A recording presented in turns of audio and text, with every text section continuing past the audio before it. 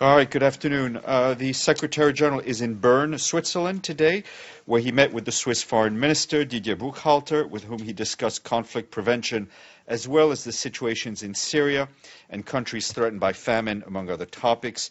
They just concluded a joint press encounter, and we're transcribing it as we speak. Later this afternoon, the Secretary-General is expected to meet with the leadership of the External Relations Committee of both chambers of the Swiss Parliament, and then he will be hosted for an official dinner by the President of the Swiss Confederation, Doris Leuthard. And as we had announced last week, the Secretary-General will preside over the high-level pledging event for the humanitarian crisis in Yemen tomorrow in Geneva. And that is, he will be hosting that jointly with the foreign ministers of Switzerland and Sweden as co-chairs. According to our colleagues in the Office for the Humanitarian Affairs, Yemen is the largest humanitarian crisis in the world, with nearly 19 million people, or two-thirds of the population, in need of aid. Nearly half of these people require immediate assistance to save their lives or sustain their lives. Yemen is also the largest food insecurity emergency in the world and on the brink of a famine. More than 17 million people are currently food insecure, including about 7 million people who are severely food insecure and face starvation. More information online and in the press release that was press advisory that was issued by OCHA. Turning to Syria, I wanted to say that we are deeply concerned for the safety and protection of over 400,000 people in Iraq and Syria. In past weeks, civilians have been exposed to daily fighting and airstrikes, which resulted in an escalating number of civilian deaths and injuries, as well as damage to civilian infrastructure, including hospitals, schools, markets, and water infrastructure. Yesterday, airstrikes in Atabaka city reportedly killed 8 people, including 5 children, and damaged 2 schools. On the 22nd of April, dozens of people were reportedly killed and injured in airstrikes on camps for internally displaced people near Al-Barda village, about 20 kilometers west of Raqqa. And some 39,000 displaced people fled to Jib al-Sher, makeshift camp near Raqqa governorate, where 4 out of 5 people are staying in the open air without appropriate shelter. The UN has also received reports of the deaths of several children due to lack of medical care in Jib al-Sher and al-Karma camps, and out of critically injured people and sick children who are also in need of urgent medical assistance. And from Iraq, our humanitarian colleagues tell us that as the fighting continues in West Mosul, the number of people fleeing the area is surging. Nearly 376,000 people have now been displaced from West Mosul since the start of the military operations in February. Yesterday alone, another 6,500 people were recorded as having arrived at the transit and screening points of Hamam al-Alil, south of Mosul. Despite very rapid displacement and pressures on the capacities of camps and emergency sites, space is currently available to accommodate a further 50,000 people. More expansion work in these camps is ongoing. And from Kabul, a report released today by the UN Assistance Mission in Afghanistan and its Human Rights Office found that detainees in Afghanistan continue to face torture and ill treatment in government detention facilities. The report is based on interviews with conflict-related detainees in 62 detention facilities and contains key recommendations to the government. UN High Commissioner for Human Rights, Zeid Ra'ad al-Hussein, said it is essential that there is proper monitoring of detention facilities and meaningful investigations to ensure that those accused of torture are held accountable. And from South Sudan, the Human Rights Director in the UN mission there said that the lack of accountability for crimes perpetrated during the conflict remains one of the country's biggest challenges. Eugene Nindorera was speaking yesterday at the end of a visit to Wau in the northwest of South Sudan, where violence earlier this month led to the deaths of at least 28 civilians and 19 government soldiers. He said that as of Sunday, nobody was being detained in connection with the attacks on civilians. Meanwhile, the UN mission said that by Thursday of last week, the protection of civilian sites adjacent to the UN base in Wau had registered some 17,000 new arrivals, and those are mainly women and children. And more than 25 million children between ages 6 and 15, or 22% of children of age group, are missing out on school in conflict zones across 22 countries. And that's according to a UNICEF report issued today. At the primary school level, South Sudan had the highest rate of out-of-school children, with close to 72% of children missing out on an education, and that's followed by Chad and Afghanistan. The three countries also have the highest rate of girls who are out of school, and at the lower and secondary school level, the highest rates are found in Niger, South Sudan, and the Central African Republic. More information on UNICEF's website. And our friends at UNCTAD and their partners revealed today in a report that lack of trust is the main reason many internet users are not shopping online. The survey shows that users are increasingly worried about their privacy.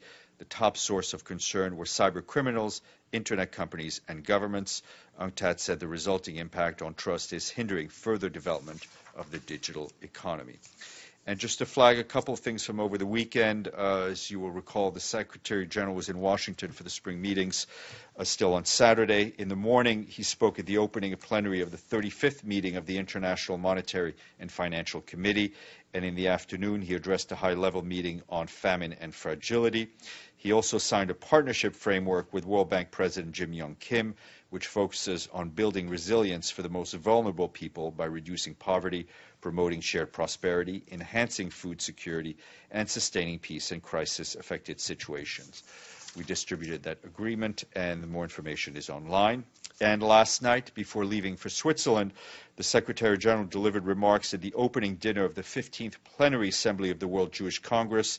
He said that while we would have hoped that the horrors and shock of the Holocaust would put an end to anti-Semitism, unfortunately it is not the case, and anti-Semitism is alive and well, he said. In a world where the multiplication of forms of populism, xenophobia, and hatred, the Secretary General said that anti-Semitism has gained an intensity that is unacceptable and that we need to fight with strong determination. He said that as Secretary General, he would be on the front lines in the struggle against anti-Semitism to make sure it is condemned and eradicated. He added that a modern form of anti-Semitism is the denial of the right of the State of Israel to exist, noting that Israel has an undeniable right to exist and to live in peace and security with its neighbors. And he reiterated his support for the two-state solutions. And in a letter sent to staff on Friday, the Secretary General thanked them for their commitment and hard work for providing an update on the ongoing management reform initiatives. The Secretary General said he is requesting that all managers give considerable thought on how their programs are being carried out and whether these mandates can be done better and with less cost. He encourages all staff to be a full part of this effort and share their cost savings ideas with their managers. Similarly, he counts on support of all staff for efforts to be more prudent in expenditures, more responsive to mandates originating from legislative bodies, and more effective in the delivery of programs. He said he is determined to work with all staff to ensure that we deliver results with efficiency and effectiveness, and that he is committed to ensuring that the voices of staff are heard. And sad note, we are deeply saddened to learn of the passing of Michael Williams yesterday in the United Kingdom. Some of you may recall Lord Williams served as the UN Special Coordinator for Lebanon until his retirement from the UN in 2011. He had previously also served as the Special Coordinator for the Middle East Peace Process and the Secretary General's Special Advisor on the situation in the Middle East, and had been Director in the Department of Political Affairs. He'd also served on UN missions in Cambodia and the former Yugoslavia. Michael's strong and enduring commitment to peace and security and stability of Lebanon and the wider Middle East will always be remembered. Many of us work closely with him and remember his kindness, warmth, and generosity, and we extend our condolences to his wife and children. And tomorrow at 11 a.m. there'll be a briefing here by Evo Morales, the president of Bolivia, and that's pegged to the Permanent Indigenous Peoples Forum. And closer to that, today at 1:15 there will be a briefing here on the 10th anniversary of the Declaration of the Rights of Indigenous Peoples. Speakers will include the chair of the Permanent Forum from Mali, the Minister of Labor and Social Welfare from Guatemala, and Chief Willie Littlechild, Grand Chief of Treaty Number 6 from Canada, and the permanent forum meetings are going on in the GA as we speak. John Ging was supposed to join us today, but he will now brief us some point in the coming days. And lastly, we thank Ankara, which has paid its regular budget dues in full, bringing us up to 88. Edie Lederer.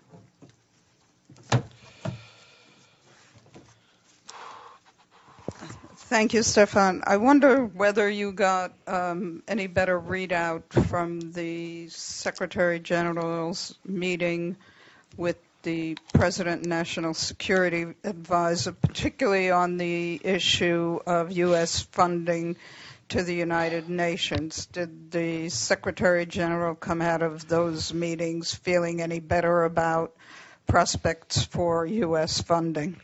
I think the funding and the budgetary process in the U.S. is still ongoing. As we know, there are negotiations and discussions going on in the Congress according to the constitutional issues in this country. I spoke briefly to the Secretary General on Friday afternoon. He was very pleased with his meeting, very pleased with the brief discussion he had with President Trump, and as he said, he very much looks forward to seeing him again in the near future. Yep, go ahead. I'll come back to you, Matthew.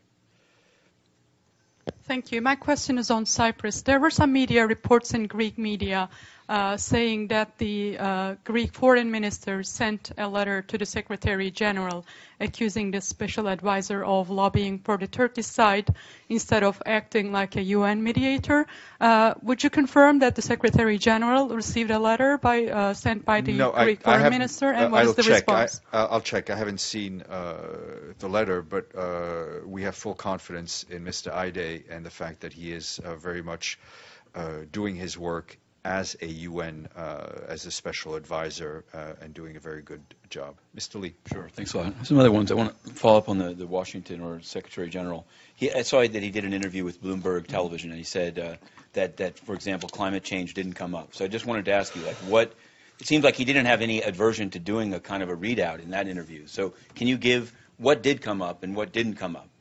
I can't go any further than what I've said to you and what the Secretary General said publicly. And I guess on one of the topics, he said that Syria did come up. So just as a matter of, I guess, transparency, I wanted to ask, I'm sure you've seen the stories that say that the Secretary General wired a congratulatory cable to President Assad of Syria. Is that true? And if so, is the text thus far quoted by Sana'a accurate and complete? And will you release the letter? It was not a letter, a personalized letter that was signed. As a matter of practice that has been going on for decades in this organization, there is a message that goes out to every member state on the occasion of their National Day. It is the same message that goes out. So in 2017, there's a message that will go out. The same message will go out to every member state. There's no reason why we can't release the text of this generic letter. It goes out through our protocol service to the permanent mission. As I said, it's not a signed letter. It's a generic message. And I think it is about peace, and I think no one would disagree that after more than 6 years of conflict, I think the Syrian people deserve peace. So they're not tailored in any way. It's not. They're not tailored. Not as I said, I'll release. Okay. We'll send out. It's a generic letter. It goes out the same to everybody. Masoud. Thank you, Stéphane. Stéphane, on this Yemen, which has been termed as one of the worst humanitarian or the hunger crisis in the world at this time. Can the Secretary General, I'm just asking, will the Secretary General at any point in time ask these rich coalition partners who are involved in attacking,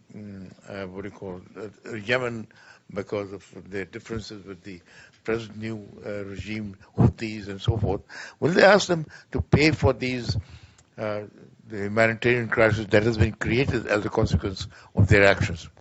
Well, I think you should look at we can give you a breakdown of who is given to the UN, to the Yemen, to the UN humanitarian appeal. We would obviously expect every member state that can to participate in as much as possible. Yep. Thank you. As you might have seen, Stéphane, Morocco and Cuba have signed on Friday in New York an agreement to reestablishing their ties, which were cut since, I think, 1980.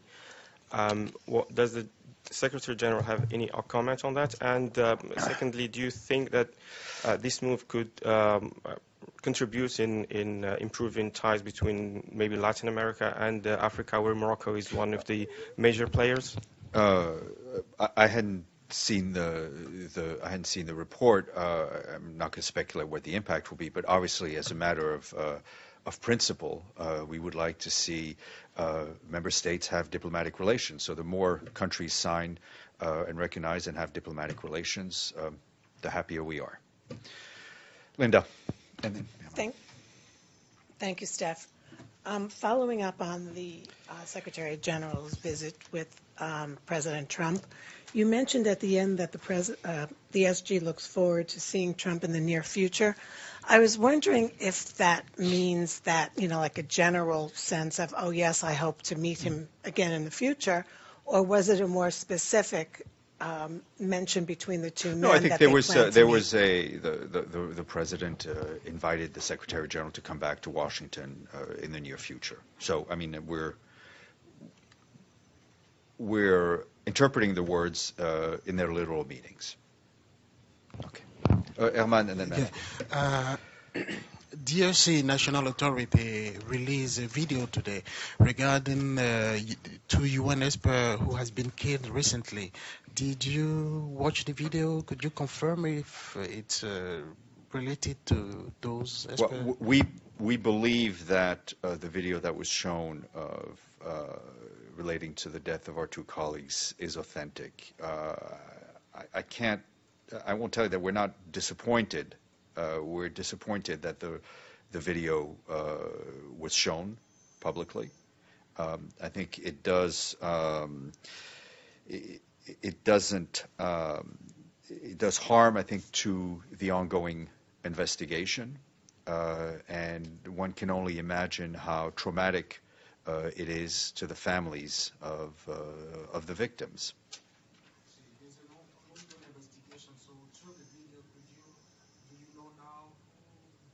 Who killed No, I mean, there's an ongoing investigation, and the DRC authorities have the obligation to conduct a thorough and impartial criminal investigation. The video is evidence in the crime.